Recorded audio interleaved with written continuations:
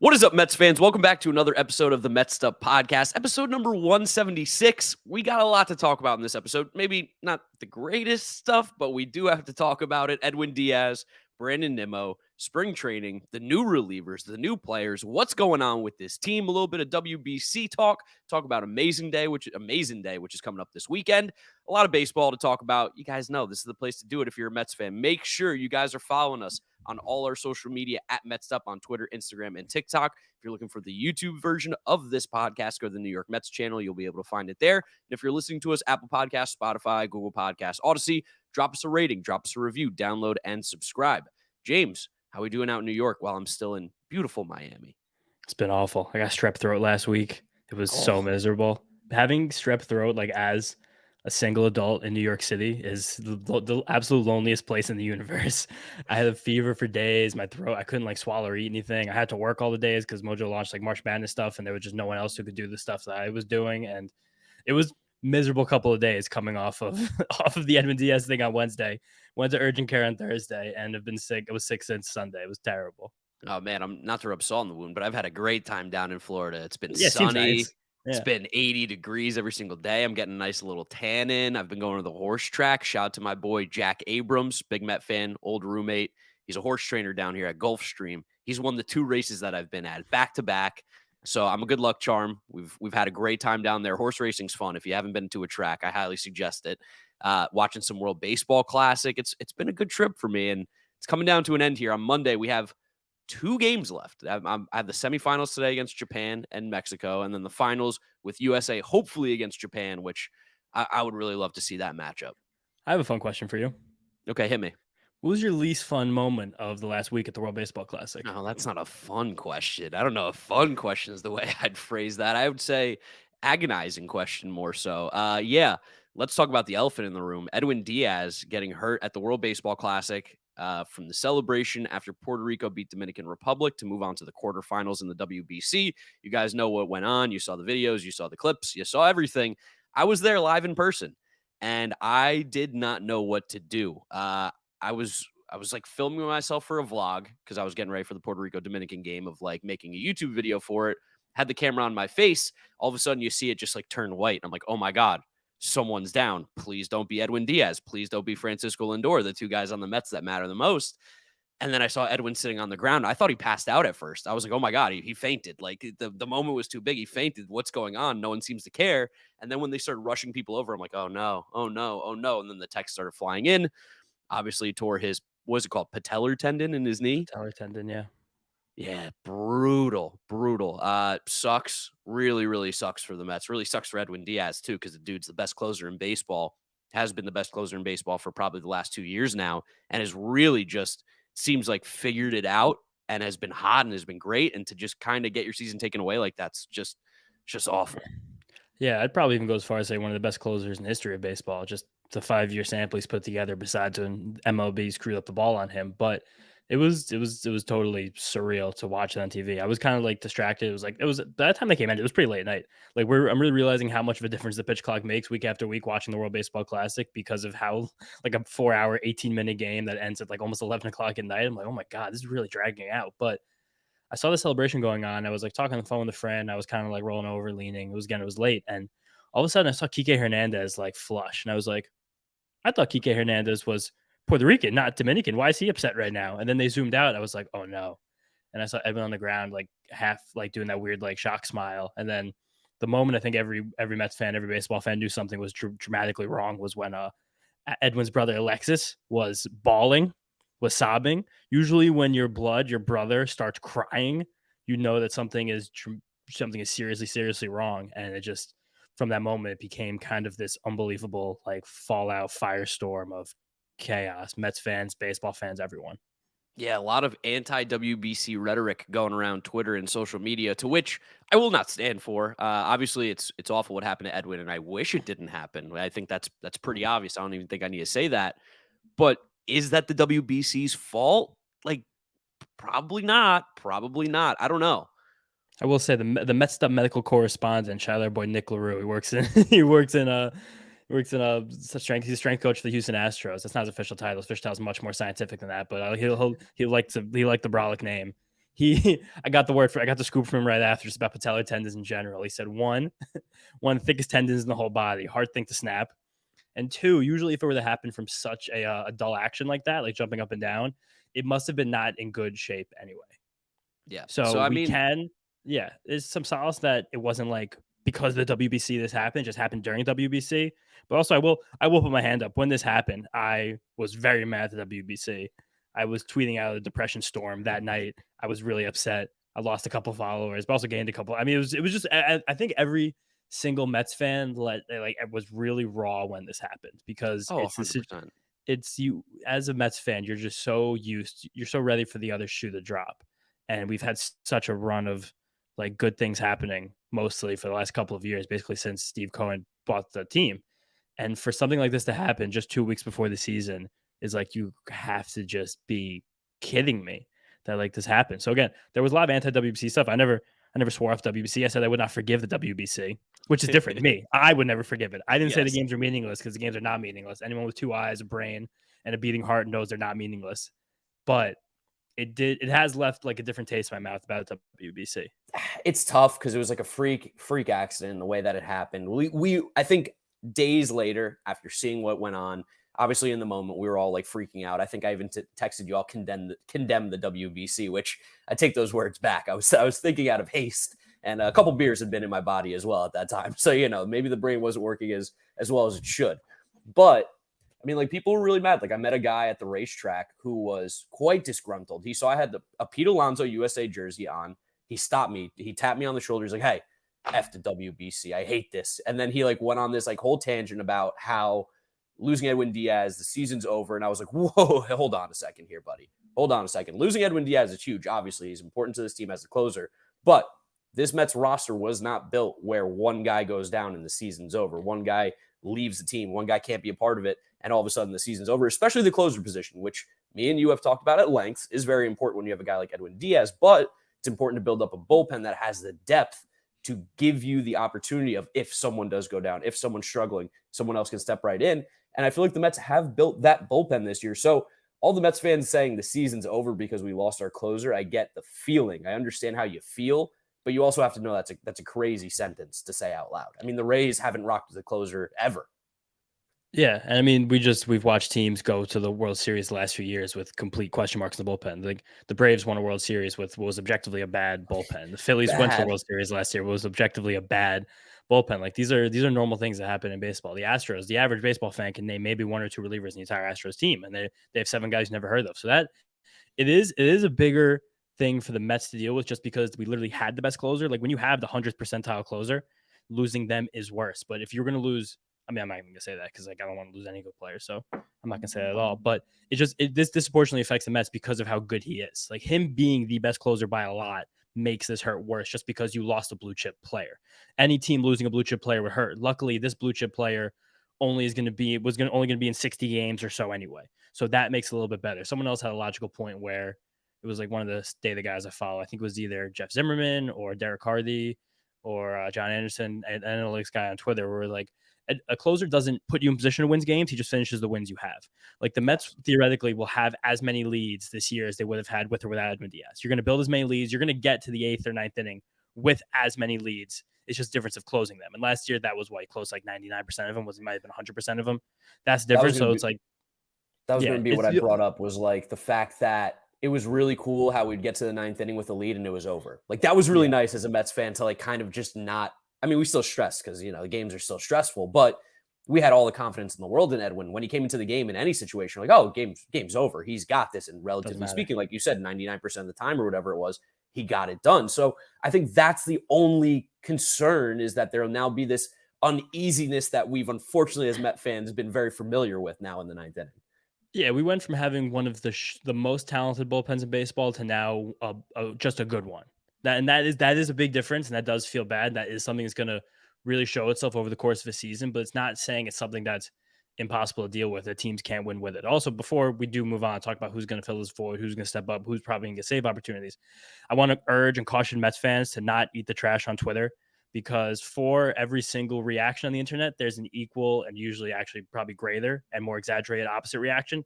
And anytime anything happens with an injury, spring training, World Baseball Classic, whenever someone stubs their toe, now people are just calling on Mets fans, being like, "Oh, you should end spring training games. Oh, you should end stretching. Oh, you shouldn't like guys." Because I remember like last year, James Caprillion got hurt putting a shirt on. Like Carlos Correa one time got hurt having sex. Like people get hurt in tanning beds. Like Jabba Chandler got hurt on a trampoline. Like you should ban all these things. All Mets fans don't buy into this holier than thou approach of a lot of these people on the internet right now. They have their own takes. We have a target on our backs anyway. We have just since Steve Cohen came in. We have for the last couple of off seasons just because we're spending more money than everybody. We want to win more and we have more resources. And now with the target on our backs, there's an arrow that was shot into it. So now with the target on your back, there's already an arrow in there. So everyone just has to keep walking, keep moving forward. Don't look back at the peons and the peasants. We are who we are. We're still a marquee team in this league, a marquee organization in the sport. Do not eat the trash of these people on Twitter making fun of you for being upset that one of the best players on your team got hurt in a game that wasn't being played for your team, despite the fact that that game was meaningful and important and will continue to go on, and players should continue to participate in it. 100%. I mean, the being here, seeing like the fandom, seeing how the players react to everything, the WBC is incredibly important. And even before you came into the thing, when me and Vito, our producer, shout out Vito, we were just talking about the WBC and the numbers that it's been doing, not only in attendance at the games, it's doubled, I think, from the previous WBC, which is pretty impressive considering there's been a 6-year layoff between the two. But the attendance at games for the WBC and the people watching on TV, the Japan versus Korea game had 66 million people watching that game worldwide, which for baseball is incredible. For the growth of the sport, it's incredible. I know that's like the big argument everyone talks about. It's like, oh, growth of the sport. Like we stopped caring about the actual games that matters. Like, no, to the players, this game matters. To the countries, this game matters. Like maybe you don't have the pride in this because I will say this, USA fans just seem to care a little bit less than every other country in this term. And that's understandable. The USA doesn't really have this big national baseball presence. It's always been Major League Baseball.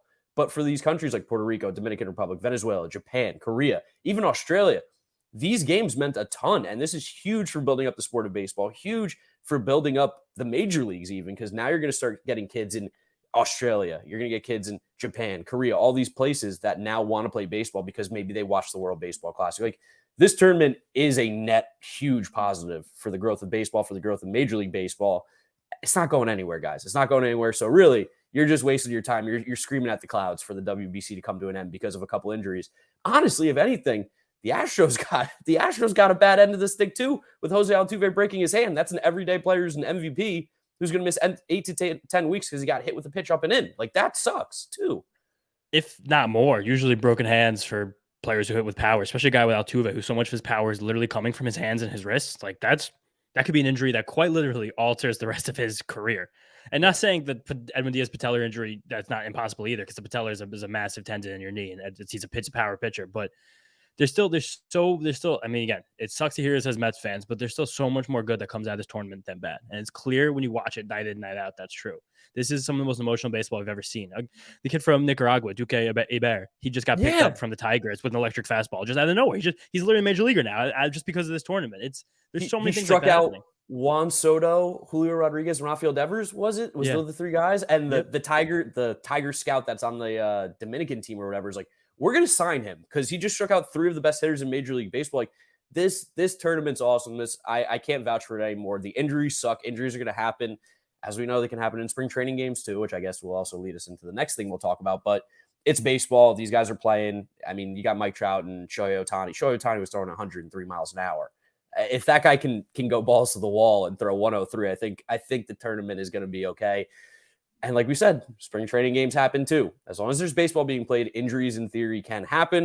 And we did see that with Brandon Nimmo sliding into second base, where he kind of just got caught into the ground a little bit, twisted his knee, twisted his ankle. Luckily, it seems like from what Billy Epler said, Nimmo is no serious injury risk right now, just kind of taking it day to day. Well, yeah, Nimmo also said that as well. He's like, this is the best case scenario. I'm still motivated to be ready for opening day.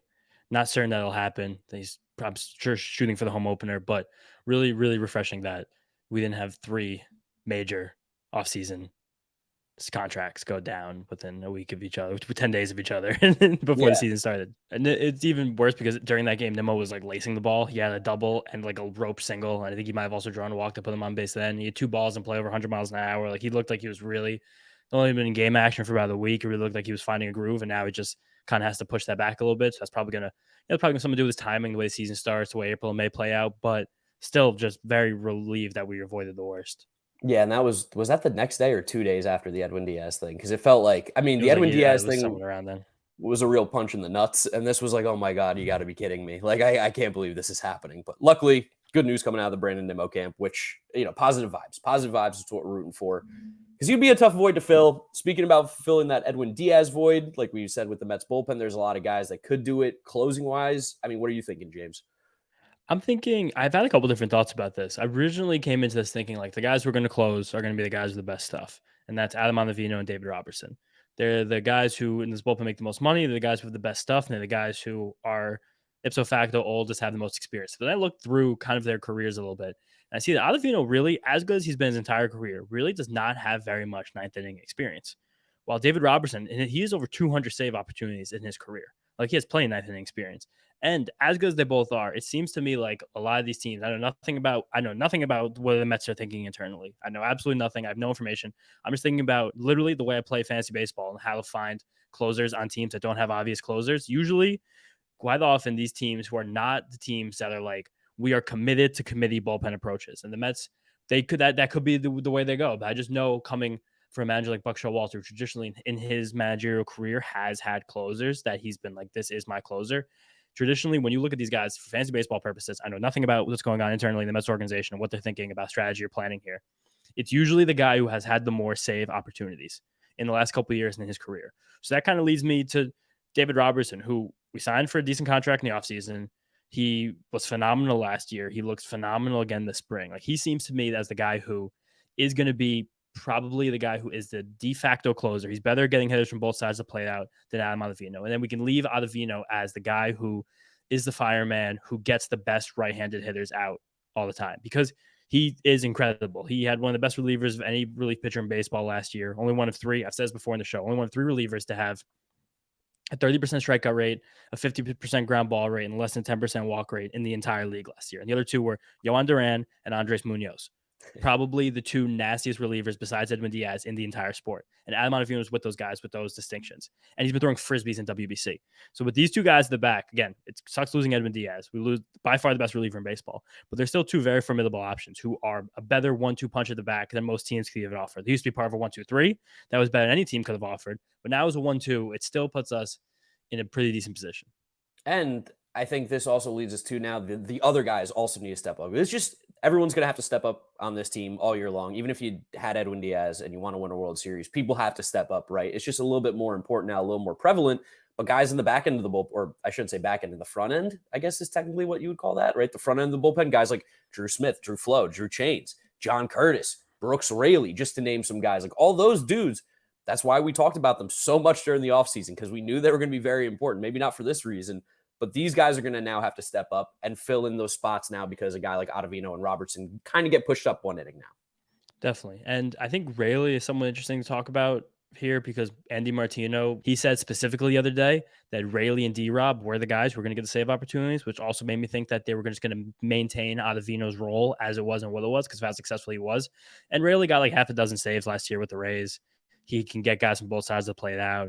He's a wily pitcher. And it's kind of like with bullpens, when you think about like the depth chart changing, it's like everyone kind of moves up a rung instead of like we like shuffle tiers. Like everyone just kind of has to get up one spot.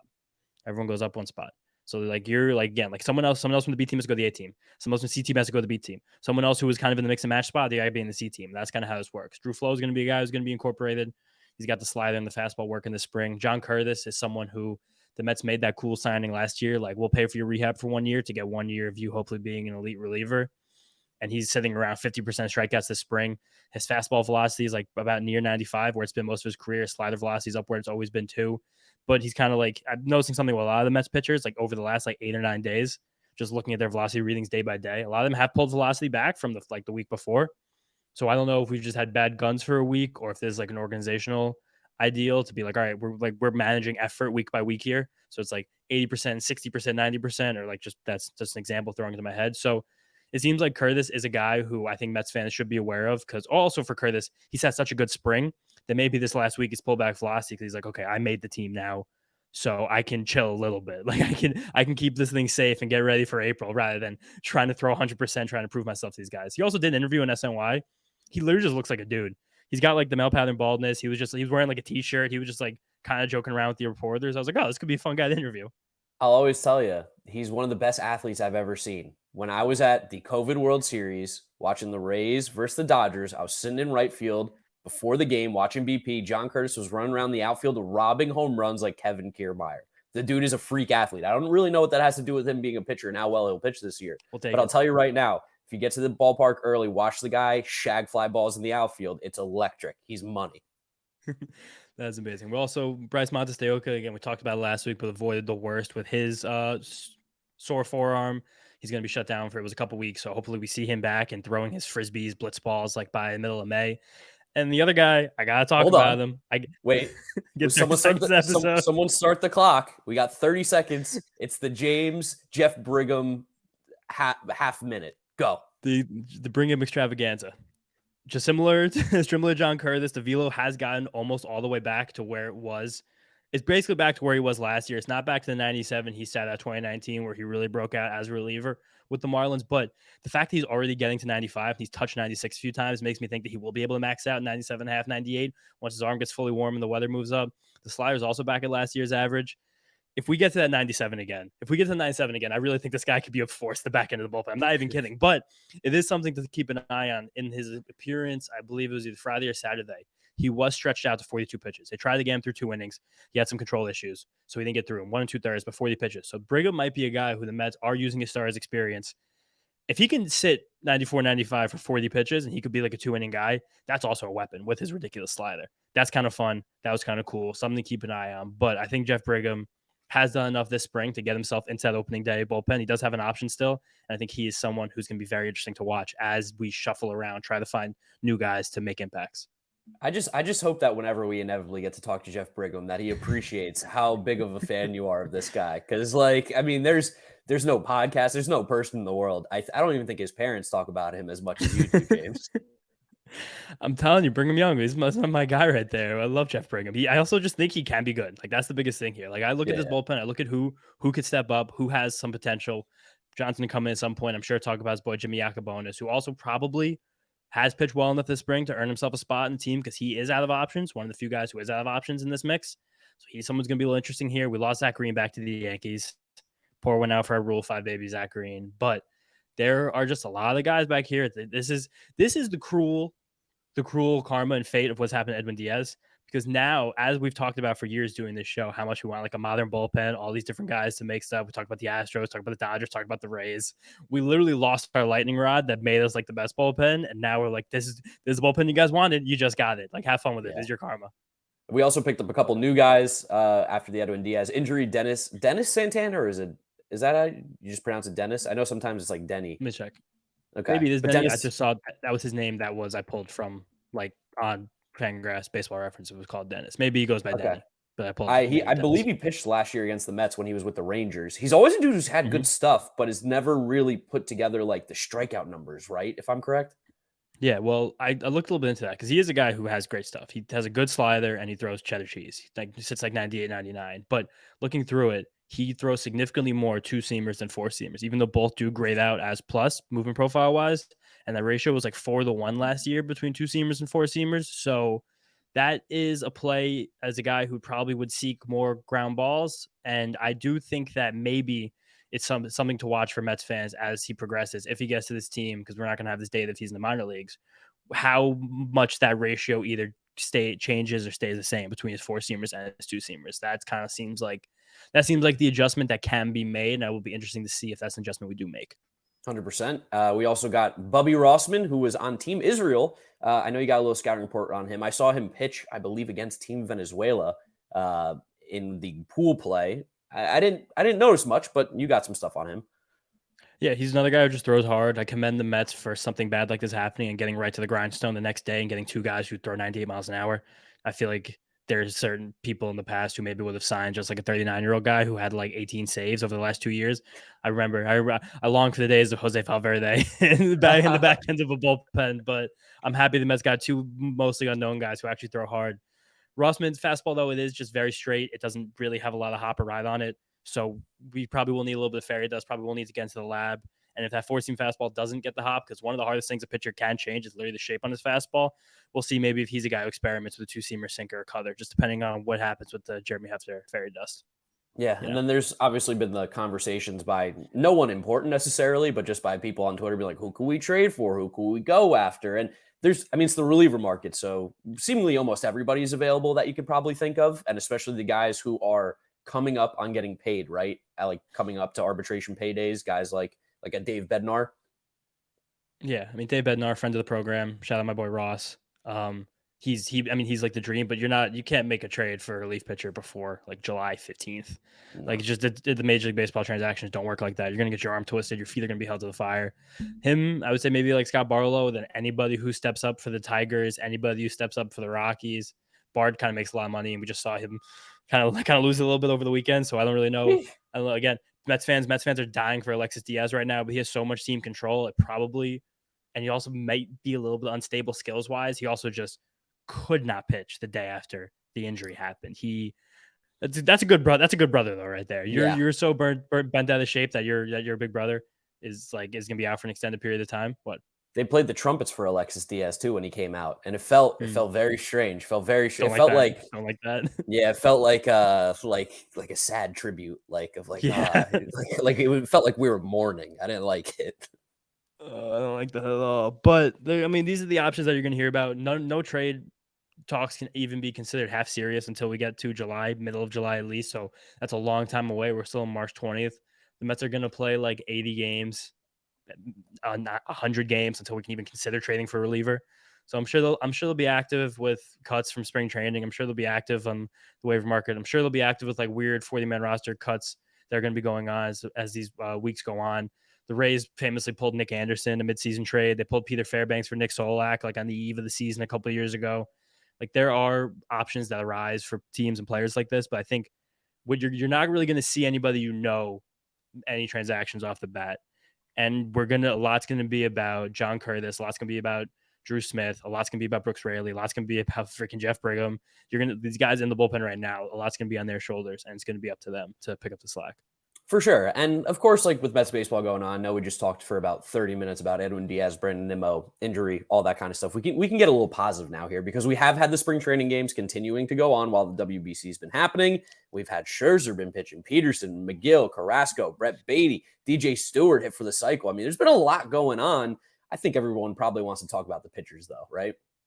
I mean, for sure. Over the last week, since we last talked to you guys, Scherzer and Verlander both shoved. So we have some solace in that. Oh yeah, we do still have two of the best pitchers in the entire sport ever, and any of our lifetimes listening to the show right now are on this team. So that's a really good thing.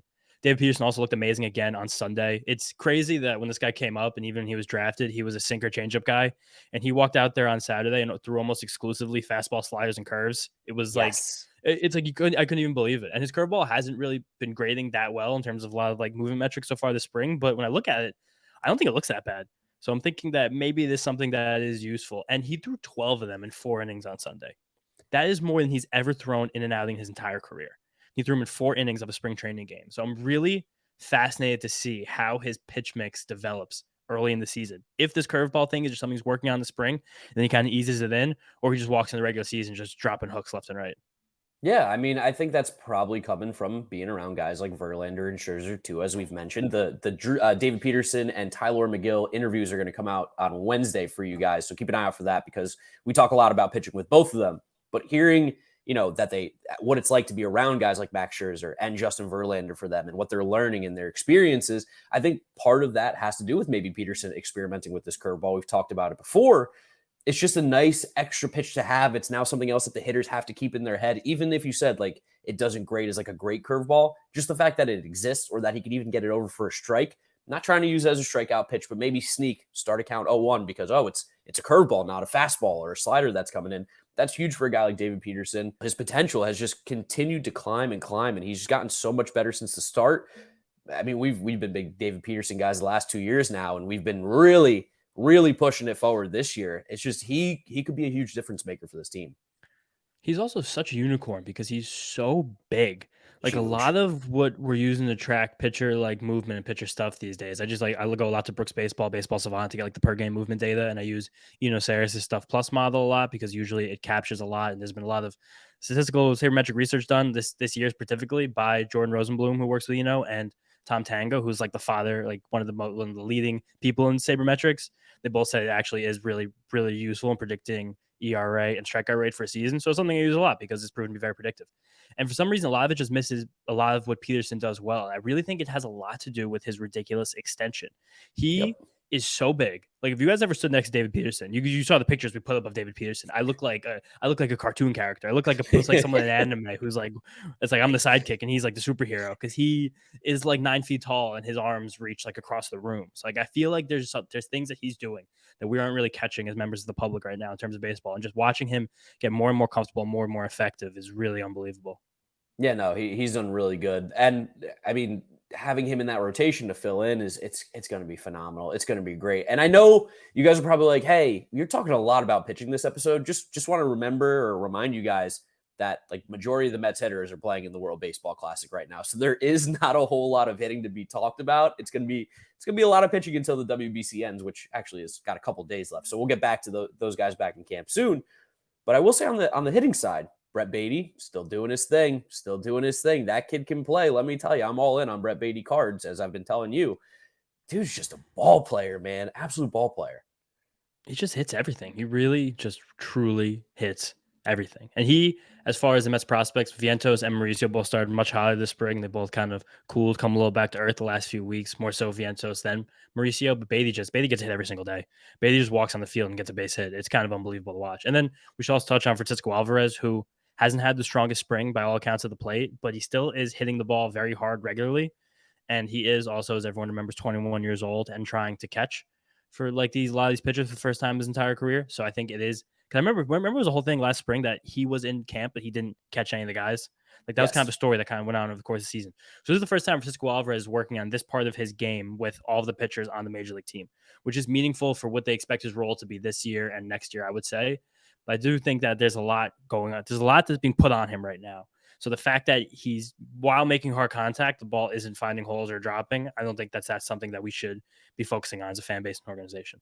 No, and then some, like, I don't want to say ancillary, but some guys on the outside looking in, some dudes who will be more like role depth players. DJ Stewart, we mentioned, hit for the cycle, which I feel like there's always one cycle every spring training. And I always go like, how does that even happen? Like, one, for a player to play a full game, pretty crazy in spring training. John says first since 2020. Okay. Well, yeah, see, like pretty much every spring training, there's a cycle, it seems like, except those other 2 years that happened in between 2020 and 2023. But yeah, DJ Stewart, man, he was a guy who in Baltimore, I think while Buck was there, right, had some success, had some pop in his bat. So it's good to see he's swinging it well. I think it was after Buck was there. I feel like because he was a college guy. So he got drafted, I want to say like 18, 19 time around then. So it was definitely after Buck was there. But yeah, he was a great player in college. He was a high draft pick. He has incredible bat speed. He's rotationally, he's a great athlete. He's a guy who can hit the ball relatively hard. So I think he's someone interesting. Tim LeCastro also continues just like wreak havoc, get on base this spring. Whiskey Ermey's getting on base a lot. Who else are the bats right now? Tommy Pham's hitting the ball hard, but he is not really finding holes either. So that's a guy who, with his Nemo injury, could be in the lineup on opening day. So someone to keep an eye out for. But yeah, otherwise, most of our hitters have just been at the World Baseball Classic. We like basically the entire lineup's been gone. Francisco Lindor still has like some of the most batted balls, 105 miles an hour above in all spring training. He has taken a spring training at bat in like almost 3 full weeks. That just kind of shows how locked in he's been. Yeah, and how good he's been, how good he was in WBC. Just looked like we have a monster right there. And then he's been swinging the bat well, and or was swinging the bat well at the WBC. He should be back in spring training soon though, because Puerto Rico got knocked out. But yeah, I'll be back probably to there tomorrow. But and also just touching on a couple more pitchers. Drew Smith's having a fantastic spring. 8 strikeouts, 2 walks, 1 earned in 5 innings. Drew Flow is flowing. He's a guy, again, he's going to be pushed up a rung. Probably see him a lot in 8th inning duties when the season begins, with him out of Vino, with Rayleigh and Robertson probably alternating save opportunities. Tyler McGill did not have a good outing when he came into the game on Sunday. He came in after, I think it was Peterson and the reliever. It might have been Robertson. And then McGill. Maybe it's just something about McGill's preparation where when he comes in from the bullpen, things are different and it's like a mental hurdle he has to get over. But he really, really focused on throwing his slider this outing much more than he thrown any other spring outing so far this season. It was almost 40% usage. And he just was missing a lot of spots, righties and lefties. He had a couple of nice hits where he found Black, got some whiffs, but it wasn't really that sharp, and he ended up leaving a lot over the plate. He ended up missing a lot of spots, got behind a lot of counts, throwing a lot of pitches, and then he's still just really chilling with the velo. And I feel like a guy like Tyler McGill, his velocity is very important to his effectiveness, probably more so than a lot of other pitchers. So when you pull that back, like the 3-4% he has, it probably has a little bit more of an impact on his effectiveness. Oh, 100%. And I mean, like you said, throwing the sliders as much as he did, maybe he was working on something. And I think that's what's That's cool. what I mean. And Yeah. that's what everyone He's working on also something. always has to remember about spring training. You're always working on something, especially the pitchers, always working on something. And the pitchers are always ahead of the hitters. So those are my two favorite things I love to say about spring training. Pitchers are working on something. The pitchers are ahead of the hitters. It doesn't make any sense when you think about it, but it's definitely my two favorite spring training cliches. No, the best part about spring training is that if you have a good game, you're like, all right, if this is meaningful, he's hot, ready to go in. Guy's a bad game. He's working on stuff. It's fine. No big deal. It's just spring training. These games don't count. Little peek behind the curtains for you guys. Me and James have been talking like about players and cards and guys that we like and think like cards we should buy. And we're talking about like how great Spencer Torkelson's been, how Cody Bellinger's not striking out at all. But then like you ignore the guys that you love who are having an awful spring training. Yeah. Or the guys that you hate, like James Swanson, who is like 1 for 28 with like 15 strikeouts at the start of spring training. It would be a real shame if he was just never good again. That feather-haired freak, but whatever. Whatever. We're okay, guys. This was a trying week for Mets fans. There was a lot of emotions at the end of the week. If you guys could have seen the Mets'd group chat on Thursday and Friday, could have sold admission to that thing. But we're all right. It's gonna be a unique set of challenges for this coaching staff right now. It's gonna be a unique set of challenges to players and bullpens. It's gonna be a unique set of challenges to leaders in this team to keep everyone together and maintain what we expect to be a team that's World Series caliber. You saw the thing about Steve Cohen, right? Like hiring like a nutritionist and like a physical therapist to just basically like live with Edwin Díaz and like be around him 24/7 so that he can get back as soon as possible and be as healthy and strong whenever he does come back as possible. Which, I mean, I feel like everyone takes notice of that because that's a lot of owners don't do that. It's a personal trainer, a chef, and a nutritionist. So we got Amazing Day coming up. We're, of course, going to bring in John here, as you guys can see. He's also got some minor leaguers who've been hanging out, talking to some of those guys, some minor league guys who could come up, make an impact for us. So, John, before you tell us a little more about Amazing Day, who are those minor leaguers to keep an eye out for? Well, there are a lot. And, one thing I want to remind Mets fans of is 2015. Let's bring it back to 2015. Opening day, Henry Mejia was the projected closer that season. The Mets had the lead into the ninth inning. Lucas Duda took Max Scherzer deep. And everyone expects Mejia to come in, try to nail down the save. And it's actually Buddy Carlisle that came in to nail down the save. Mejia was hurt. Some other things transpire the rest of the way. Next thing you know, out of nowhere, Jerry's Familia turns in two of the best seasons by relievers in Mets history. So obviously the Edwin Díaz situation, not good. Nobody asked for it. But situations like these can give birth and lead to seasons like Jerry's Familia had. So, look, no one's replacing Edwin Díaz. We all know that. But there are some guys, along with the ones that you guys mentioned, that can step up here and make a difference in this bullpen. And I'm going to focus on some of the guys in the minor leagues right now. You guys know, and the listeners know, I'm a big Grant Hartwig fan, and there is a lot to like with Grant Hartwig. He did pitch in Major League Camp this year. Didn't have too much work, but he did strike out 3 of the 8 hitters that he faced. A very cerebral guy. I'm sure you guys saw a lot of the articles that have come out about him. He was pre-med at Miami of Ohio. So a really, really cerebral guy. Another interesting part about him is that he caught in college. He hit. So, I mean, when a guy's in the box, the battle is the batter against the pitcher and the catcher. Grant Hartwig has experience with all 3 of those situations. I love that. I love that this guy knows what the hitter is thinking. He knows what the catcher is thinking. He also didn't allow a single home run in 56 2/3 innings across not 1, not 2, not 3, but 4 levels of the minor leagues last year. So he shot through the system. James, you mentioned Jimmy Yacobonis, Central Jersey guy. It does exist. Went to CBA. Had a great conversation with him recently. A great spring. 6 innings, no runs allowed whatsoever. Sinker guy. Pitched with Buck back in 2017 with Baltimore. Slider has great vertical movement. Pitched very well in 2021 for Tacoma. That's the Mariners AAA affiliate. And a guy the Rays were on last year. And as we know, when the Rays are on you, there's definitely something there. So Jimmy Yacobonis, a good option.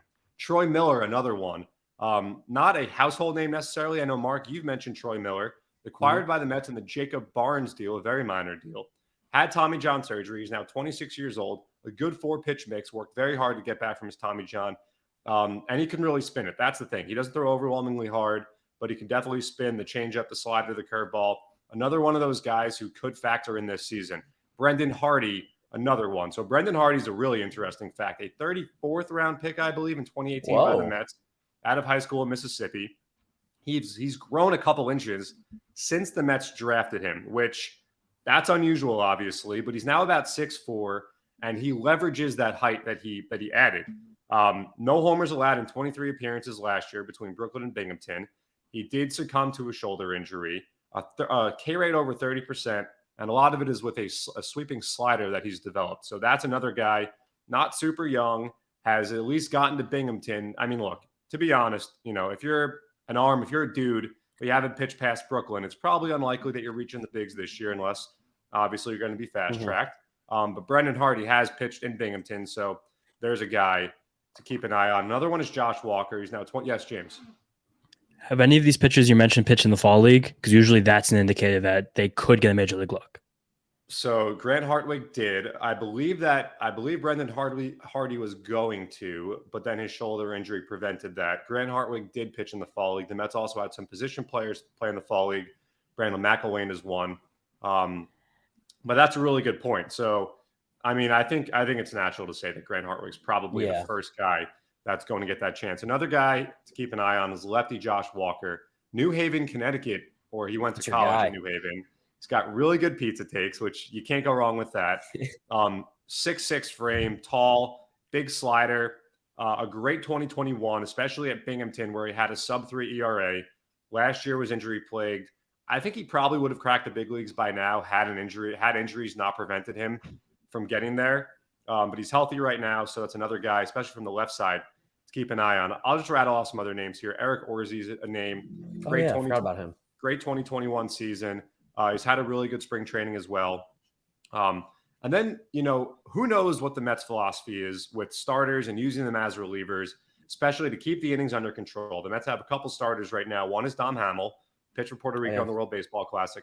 Another one is Mike Vasil, who had a great year last year, was promoted to Binghamton.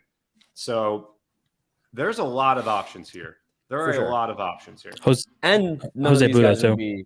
Jose Budo. Like none of these guys would either be taking over like a huge role either. This is like filling in those last few spots, the depth, which is important when you have a good team, as we know. And I mean, John's got the minor league roundup for